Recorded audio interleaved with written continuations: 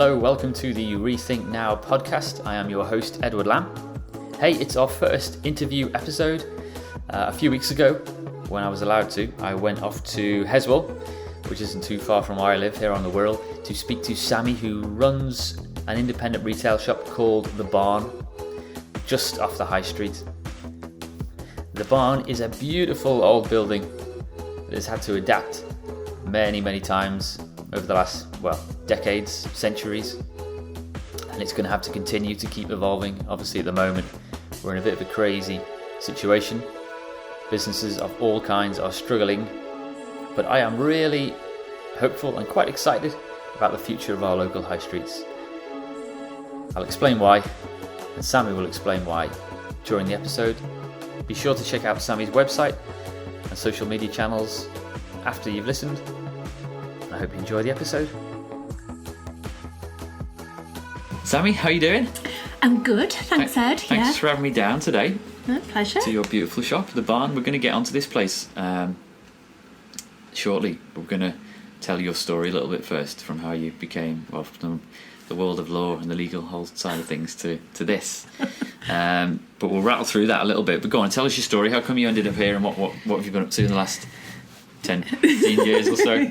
Yeah, the last nearly 50 years of my life. Well, my life, like most people, I suppose, started off being directed by school into a job which was supposed to be the epitome of, law. Was one of those up there with accountants that you're supposed to get this really prestigious job. So I did this job for 30 odd years and found I didn't really get the enjoyment out of it I was supposed to, which was probably the benefit being financial. Pretty much that was it.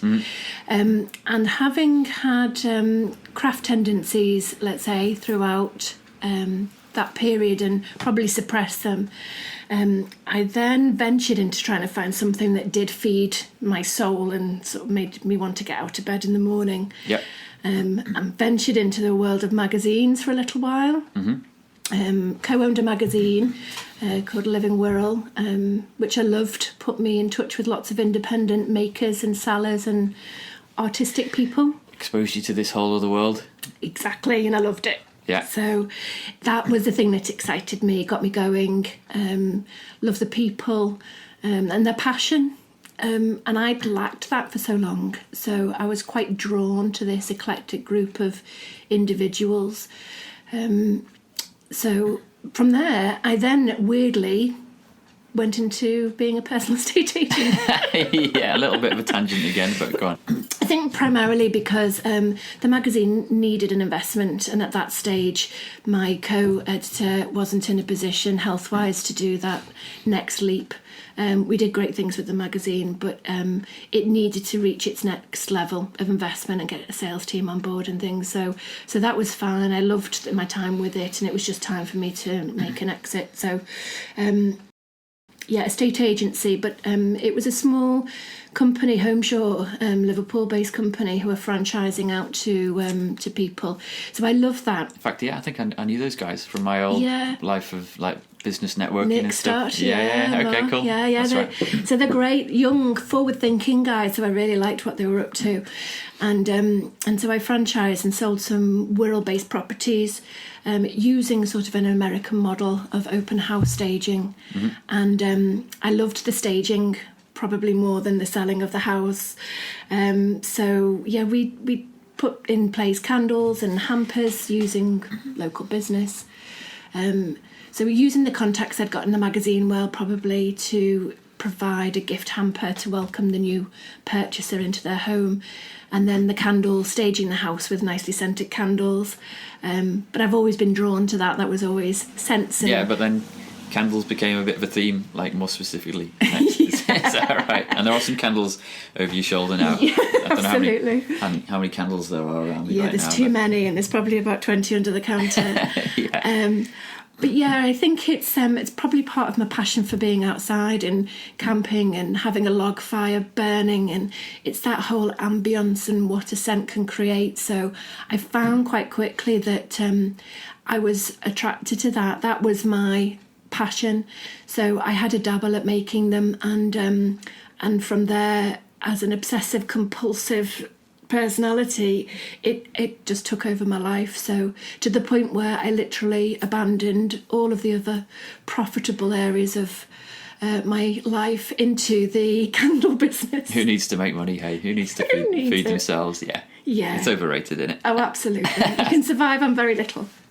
Just quickly on candles then. Like, I don't want to get too bogged down in that, but it's quite an art form, I'll bet, is it?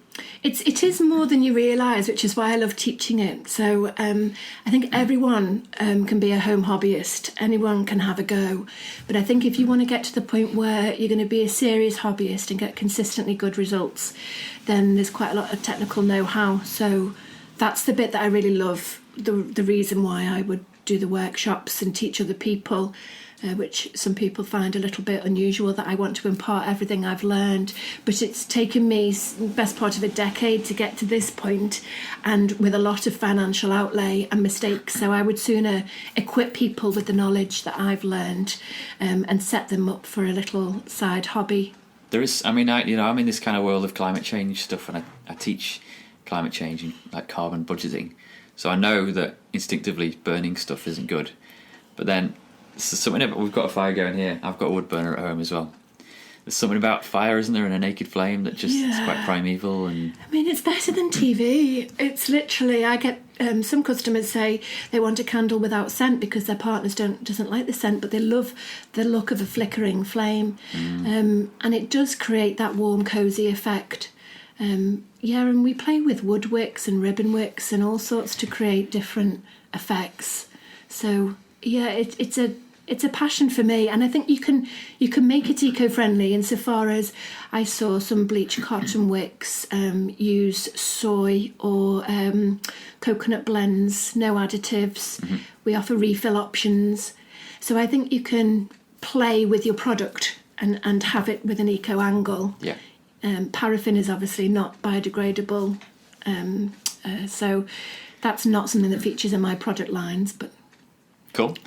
So how did that candle work to bring you here then? Was the barn the next stage of really trying to scale that up a little bit? Yeah, I used to come here, deliver candles. Used to have a bit of a barter swap arrangement with Heather and Ian had the barn before me. It was mechanical restoration, so we're clock restorers. And I was attracted and drawn to the building, even though it had its issues with no ceiling or roof as such. Yeah, what's the history of this place? Like how... Do you know? I'm going to put you on the spot. Do you know when it was built, or do you know how old it is? No. Yeah, okay. We'll say 1800s. Yeah. I've got pictures dating back to when it was originally renovated. So when the floor was dug out, when the mezzanine level was created, when the window was switched around.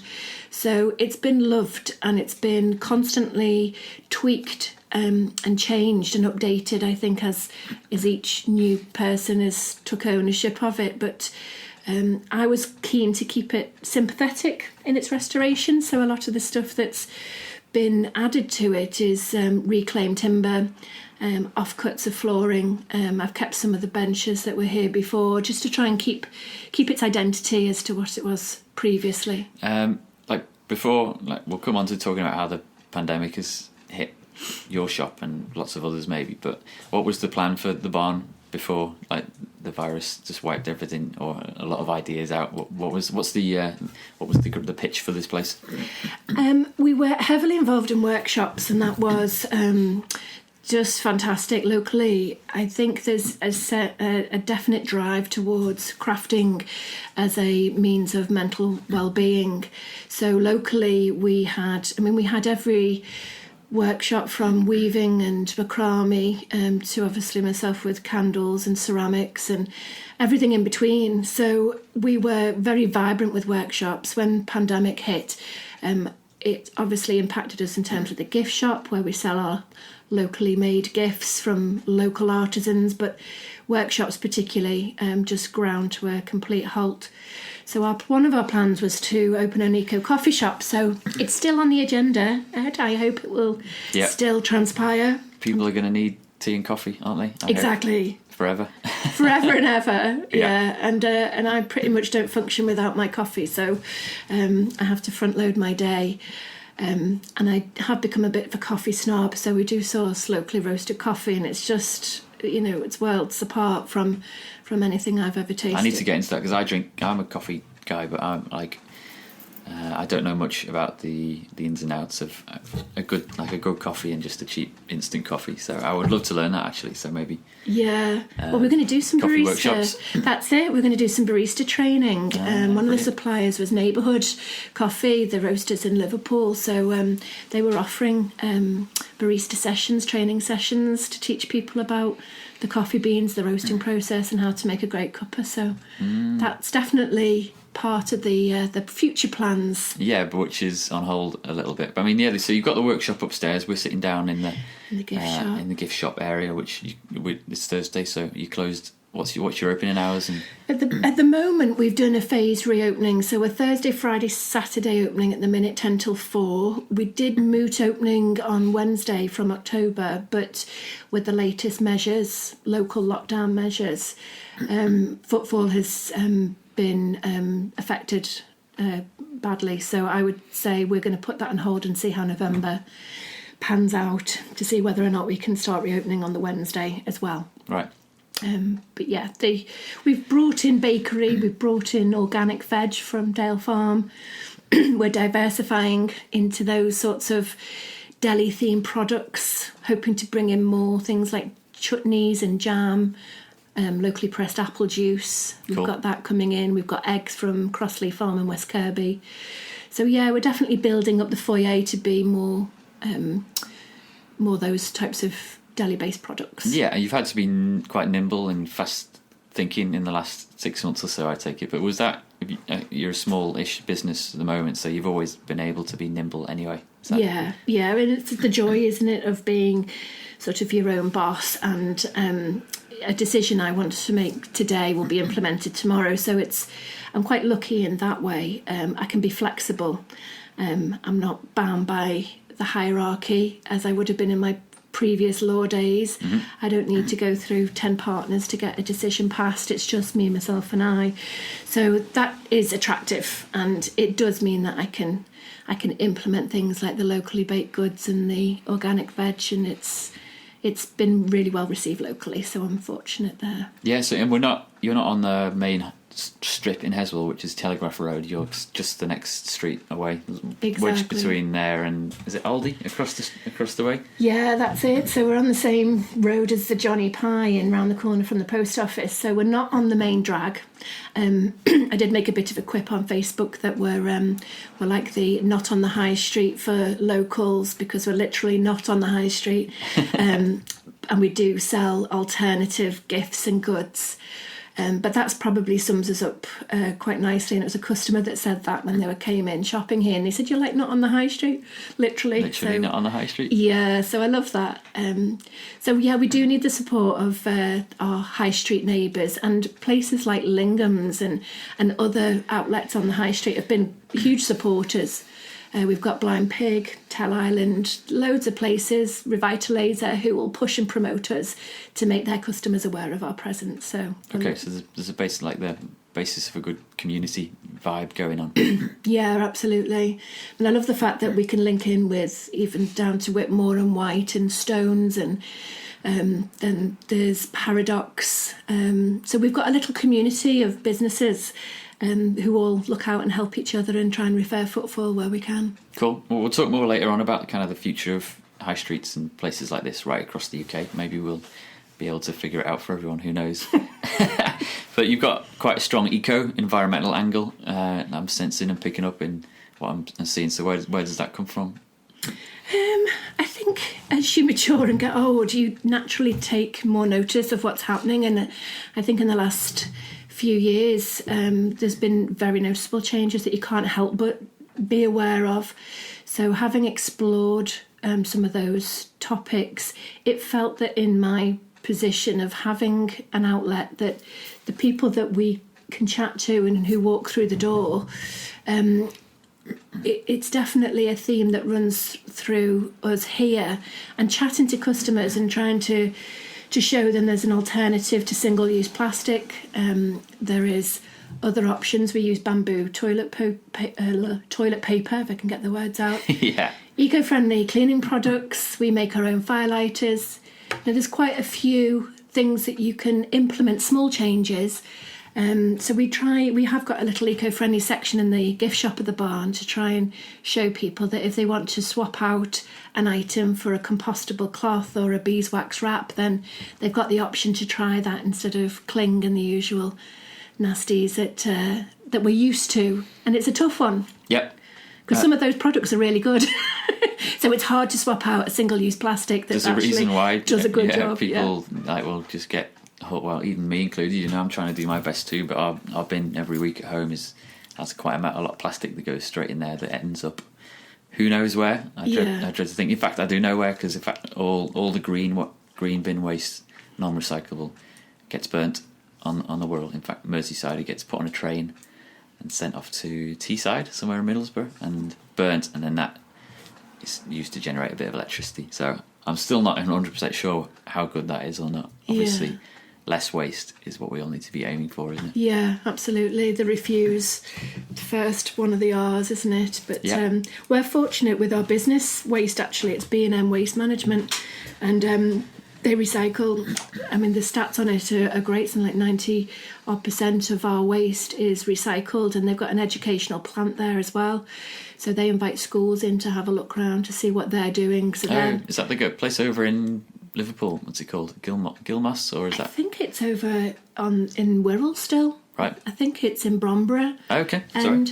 And it was a local business. And what I loved about them was the guy that came out, bear in mind, I'm only a small business, the guy that came out spent 2 hours telling me about the ethos of B&M and their family-run business. And right, B&M, okay. I know about this. Yeah. Yeah, so I was really impressed that he spent that much time just with me.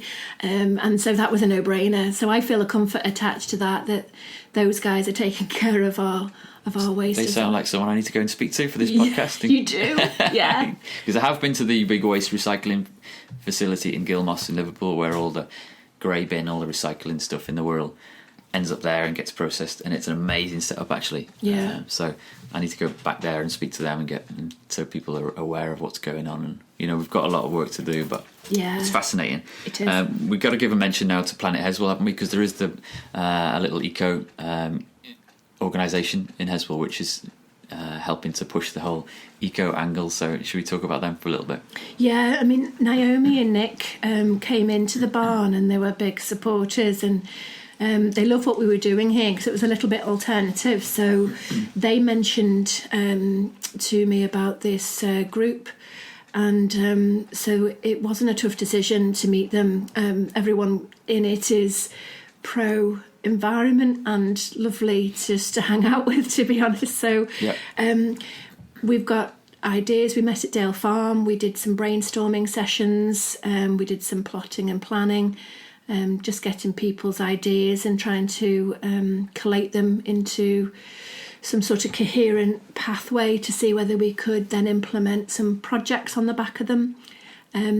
So all credit to them, because it's tough to engage business, and it's even tougher in the COVID climate to try and make people focus on things like climate when all they're focused on is their business, to try and keep that going. So we are still chatting, and there's lots to do in it. Yeah, I mean, I'm kind of, I don't think I'm annoying people at the moment, but when I'm messaging councillors or trying to get the environmental angle in for our response to COVID, I'm kind of getting the sense that it's like, not now, Ed, we're busy, not now, we're busy. Yeah. And they're not saying that directly, but that's the vibe I'm getting. But it is. And I sympathise with that, because it would be so lovely just to be an eco-warrior 100% and get paid for that. That would be, sort of living the dream. Yep. That with candles. But it's not realistic, and we can only devote a certain percent of our time to it. But I've set up a little group with the businesses with a view to hopefully rolling out something which might be anything from us all trying to use some more eco-friendly cleaning products to some solar-powered living Christmas trees. So we are hopefully going to roll something like that out. If it's not this year, then it will certainly be for next.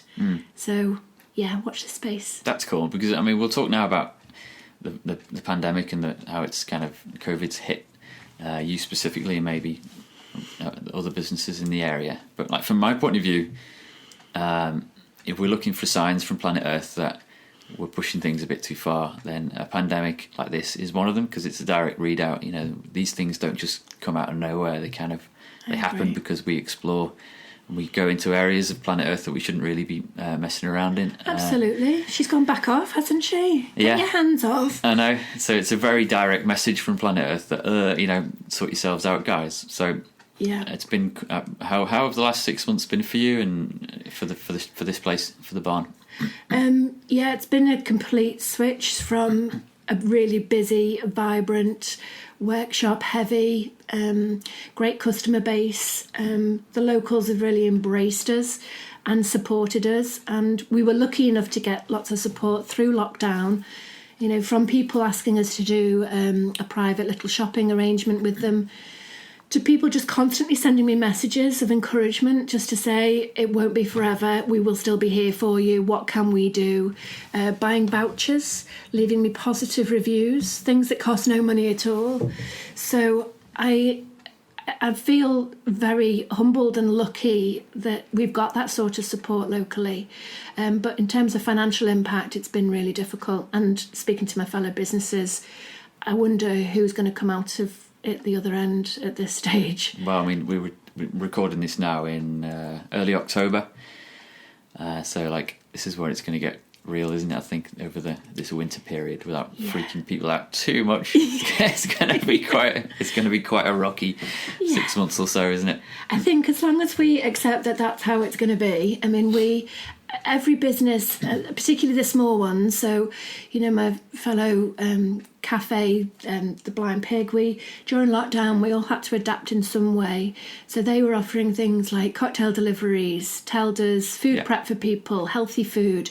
So he has literally swept through his business plan as well and switched out every plastic item he has.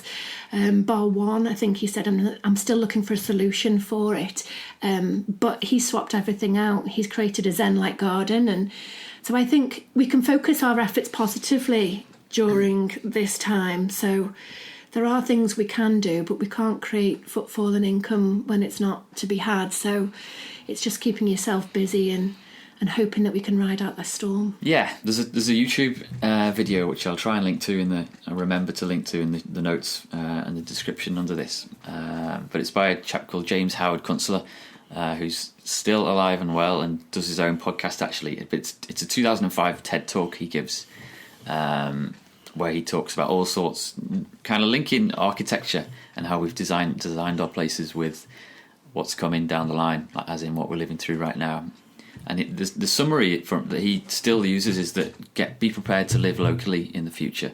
You know, everything's going to be hyper local because we're not going to have the energy and the resources to travel around the way we are. We're getting that a little bit now. We're kind of starting to realise, I think, but it's quite a scary talk he gives, and it's also really funny and witty and sarcastic. Oh, I'll have to listen in, yeah. But I'm really quite excited about the future for local places. You know, I live in Bevington. Heswall here is like a 20-minute bike ride for me, which came along today. The sun's just come out, so I might not get wet on my way home now, which is cool.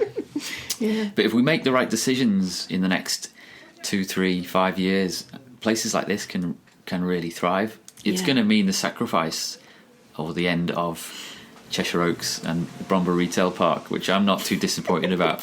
I won't shed a tear, but I do understand for those businesses. Yeah, of course, of course. You never want to see businesses fail or shopping centres disappear. But yeah, I mean, if it can get back to shopping locally, I think this is something we've been shouting about, supporting local. And now I think it's almost catapulted people into that arena, and they're embracing the concept rather than it being an alien concept of quick, convenient, let's do our weekly mass shop in a big superstore.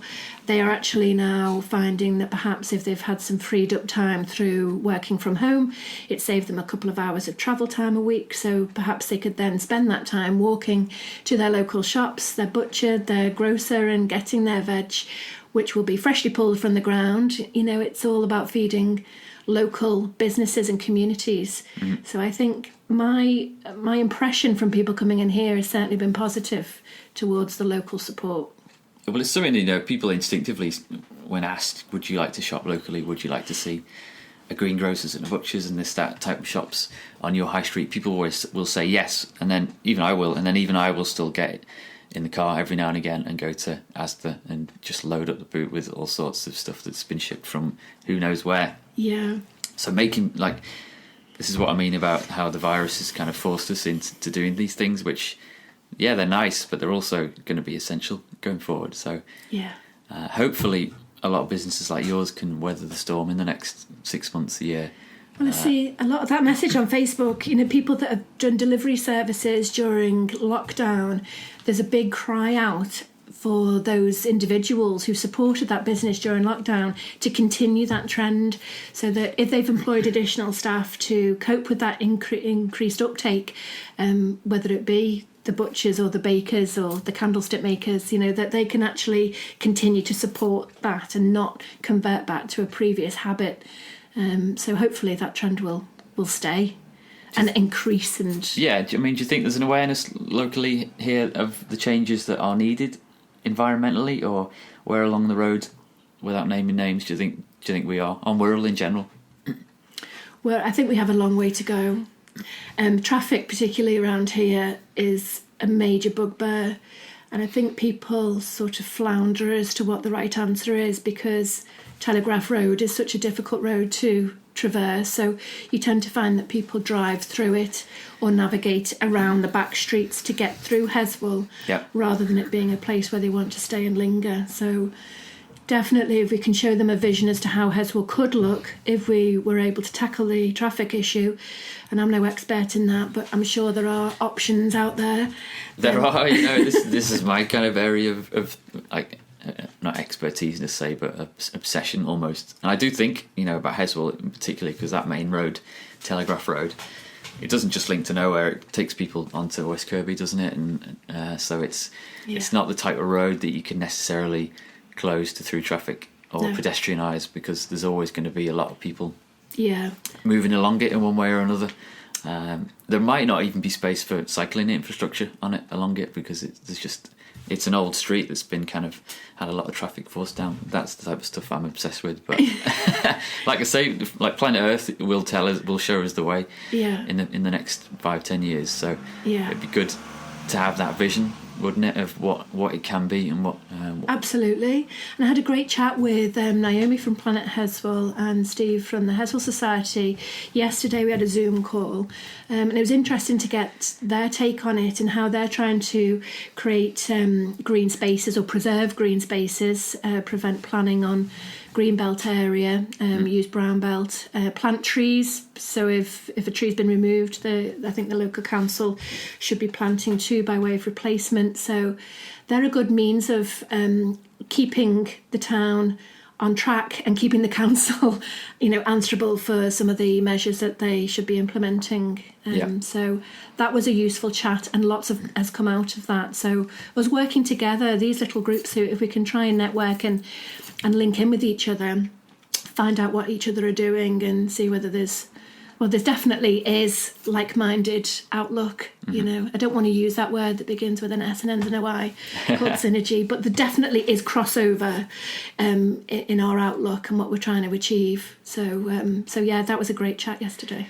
So just to summarise then, you how are you feeling about the next 6 months or a year, or are you just living day by day at the moment? Or Yeah, nervous, but there's that phrase cautiously optimistic, because we have diversified. I think we can continue to diversify. We had plans for an eco coffee shop.